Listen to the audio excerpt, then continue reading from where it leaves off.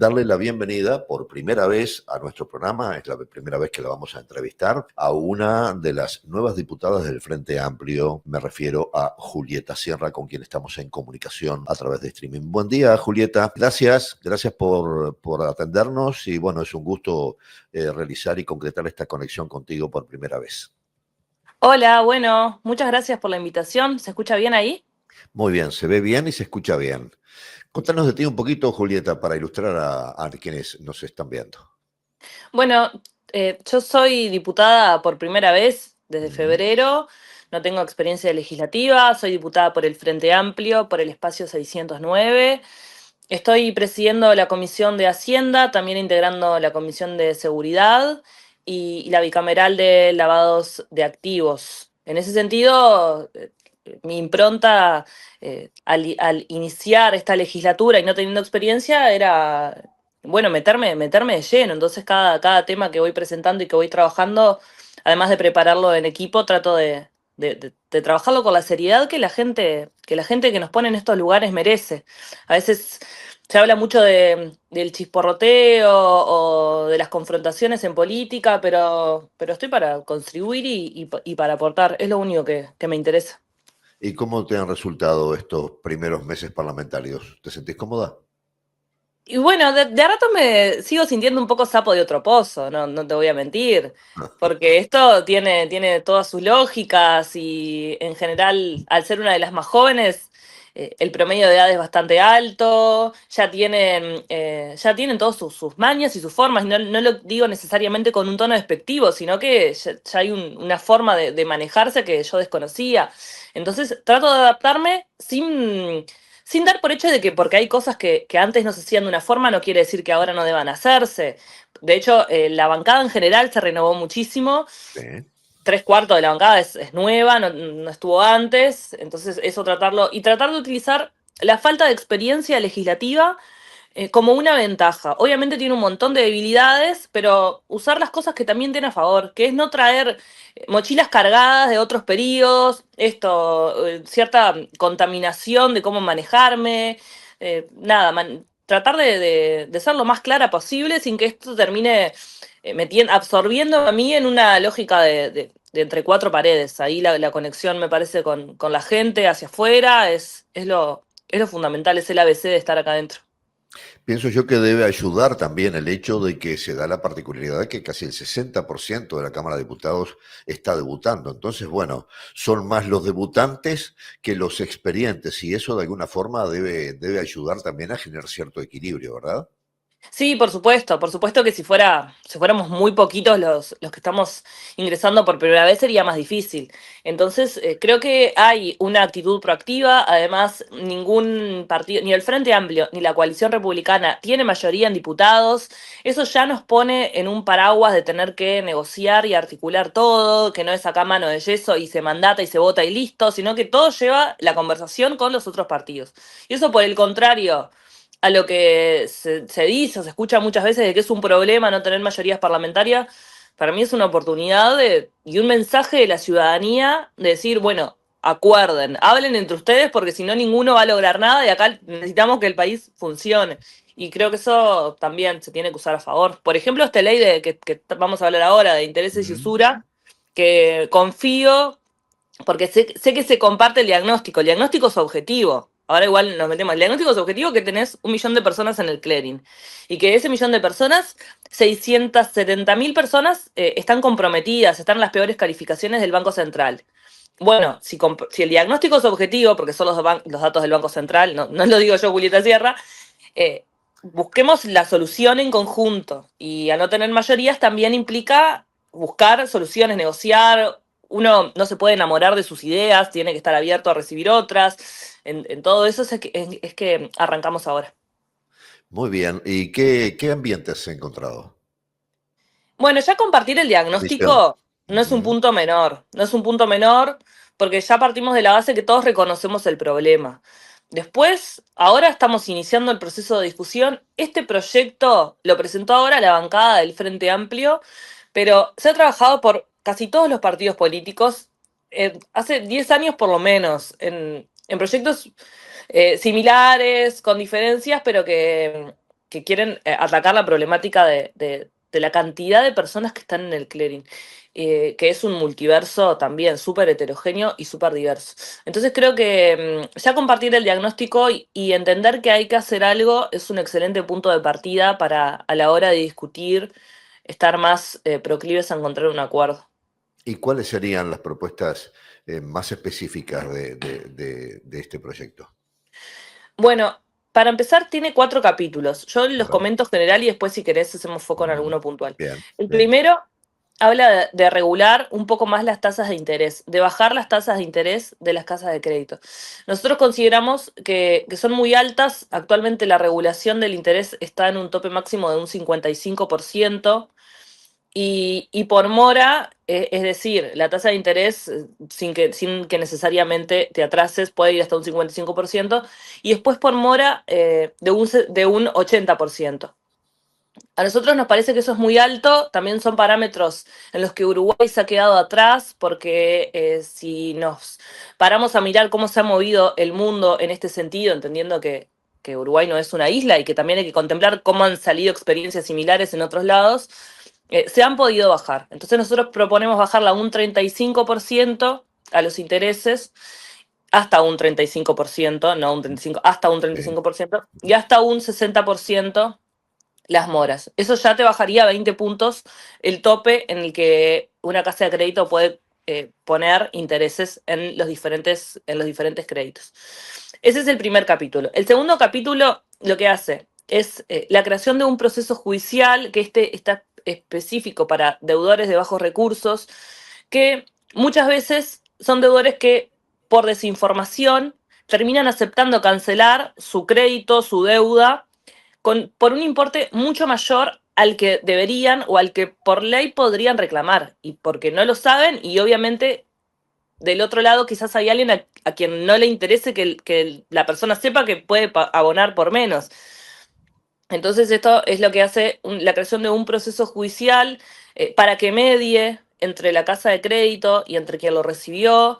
Esto está específico para deudores de muy bajos recursos, que tengan un salario bajo, que no tengan inmuebles, que son más proclives a tener desinformación sobre este tema, porque también están datos, son quienes terminan accediendo a las casas de créditos que exigen menos requisitos y que terminan teniendo las tasas de intereses más altas. No es lo mismo sacar un crédito en un banco que sacar un crédito que tiene sus requisitos, sus recibos de sueldo, tiene tasas de intereses menores, que en casas de crédito, que muchas veces es lo que está a la mano, porque es la inmediatez, las famosas a una sola firma, que no te piden nada y después los intereses son mayores. Entonces, este segundo capítulo crea un proceso judicial para esos deudores de bajos recursos que puedan manejar su deuda de una forma más transparente con la información. Después hay un tercer capítulo que es la protección de las prácticas abusivas. Nosotros hemos rastreado en este último tiempo, ya va de recontra larga data, esto la mayoría de la gente que todos conocemos, si hay 1 millón de personas en el Clarín y en un país de 3 millones, todos conocemos personas en el Clarín o a veces está uno mismo. Y muchas veces las prácticas abusivas está relacionada el ataque constante y a la demanda constante de casas de créditos con llamadas que muchas veces rozan lo violento, rozan las amenazas, rozan el llamar por la noche, que es cuando una persona sale de trabajar y está en una situación de mayor vulnerabilidad. Mandan cedulones que simulan ser estéticamente órdenes judiciales cuando no lo son. Te dicen que te van a embargar cosas cuando en realidad no tienen el reglamento para hacerlo. Entonces, nosotros queremos la protección para que esas prácticas abusivas no se realicen de la forma en que se están realizando.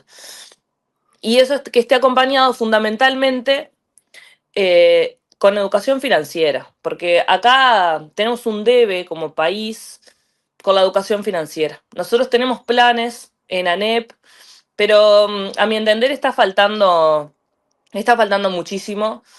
La educación financiera no puede estar únicamente dictada en primaria y en secundaria y un poco también a voluntad de quien la reciba, sino que yo me imagino, por ejemplo, en diferentes centros comunales de diferentes barrios de todo el país, con clases y cursos de educación financiera para quien lo quiera recibir, porque esta desinformación de la que te digo es moneda corriente.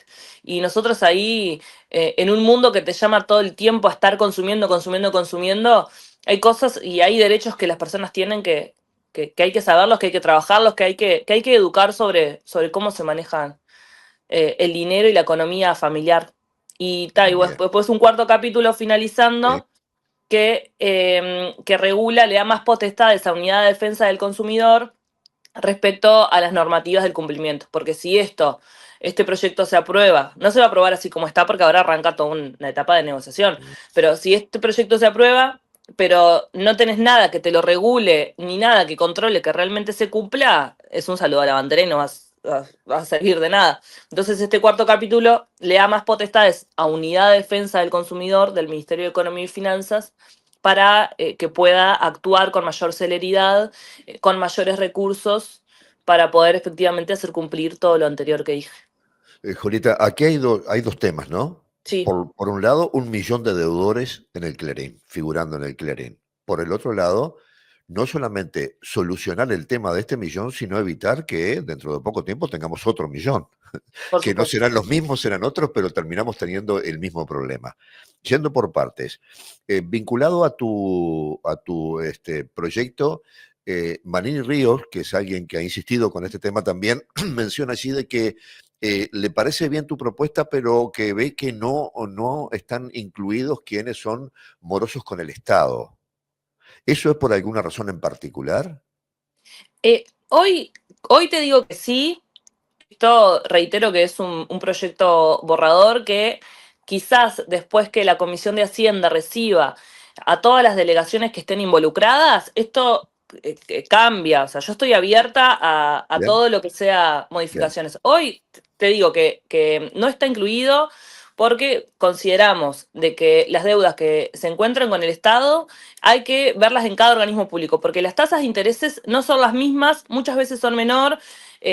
No podemos decir que el Estado haga usura, pero entendemos que hay un problema real, porque hay gente que debe servicios básicos de a miles y miles de pesos. Eso es un problema que también existe.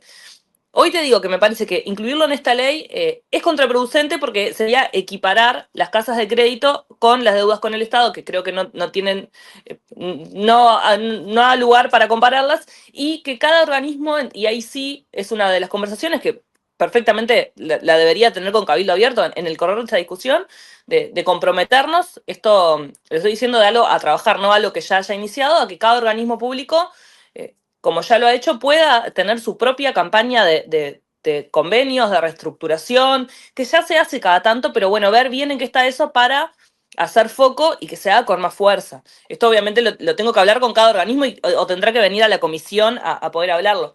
Pero hoy te digo que no lo incluiría el Estado. Ahora, esto es un proyecto mártir, esto va a tener modificaciones y de eso se trata de una negociación. Capaz terminamos llegando a un acuerdo y se termina incluyendo al final del día cuando esto culmine. Pero esa es una Bien. de las diferencias principales con Cabildo, sí, estoy al tanto. Otras dos experiencias bueno, que no han sido personales, pero que sé que suceden y que tienen que ver con el Clarín. Por un lado, el hecho de que sé de un caso que me resulta como un ejemplo, ¿no? Una persona de un crédito 295, 5 cuotas, 295 pesos por mes, se olvidó de pagar la última, entró en el clearing y bueno, la deuda que acumuló era de no creerlo, Todos ¿no? tenemos anécdotas que van por demás rozando lo ridículo. Fuera de la lógica, ¿no? Fuera de la Fuera de lógica, la sí. lógica. El otro día hablaba con una persona que había sacado para un juego de muebles hace unos años, que le había costado 10.000 pesos y ahora debía 500.000. Y Seguro. también era porque pensaba que había terminado de abonar y porque había un desentendido ahí. Nunca la llamaron para comunicarle que eso estaba surgiendo.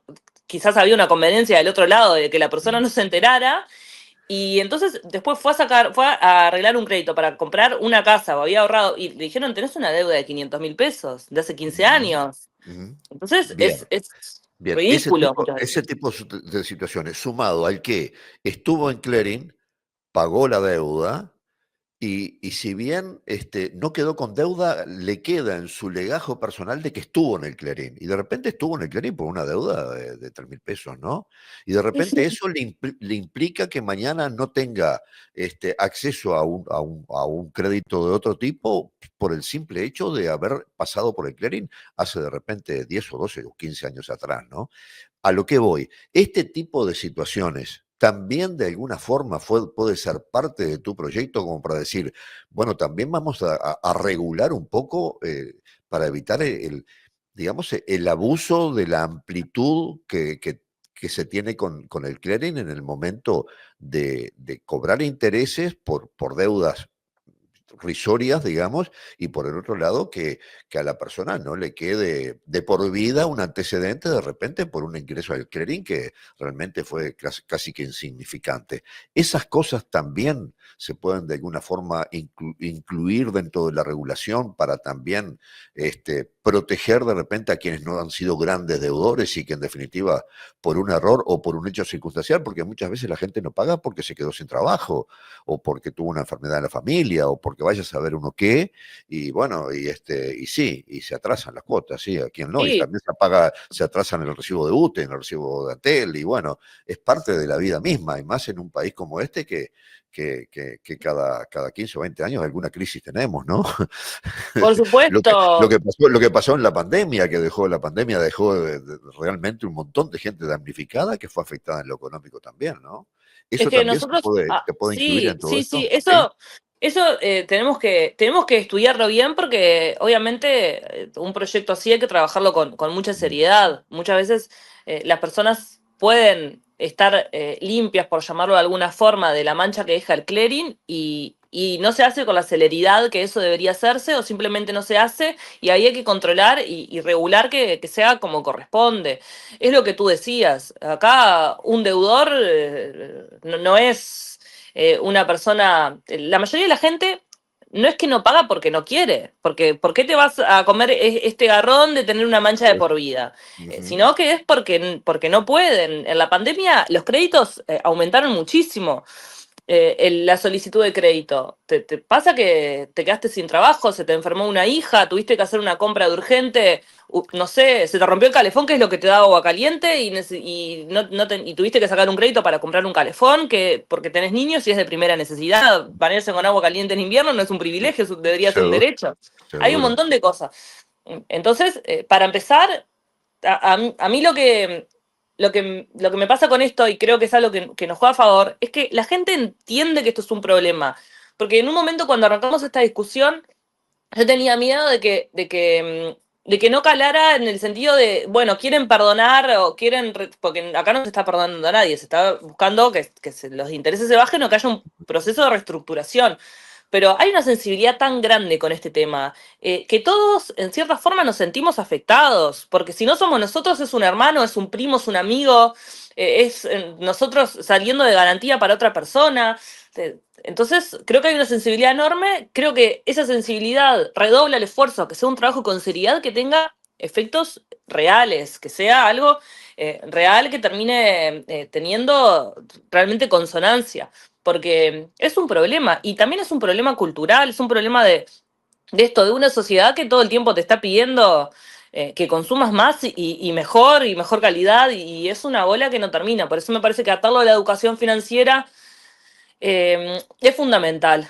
Es fundamental, porque independiente de lo que podamos hacer nosotros desde acá y lo que podamos regular y reglamentar, también hay una cuestión ahí que hace a uno saber hasta dónde puede ir muchas veces con su propio dinero y saber los derechos que tiene para cuando te quieren cobrar de más poder reclamar.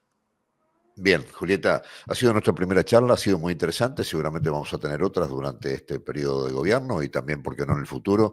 Ha sido un gusto tenerte A en las Frecuencia Diaria. órdenes, ya tienen mi teléfono, así que cuando digan estoy nomás. Gracias.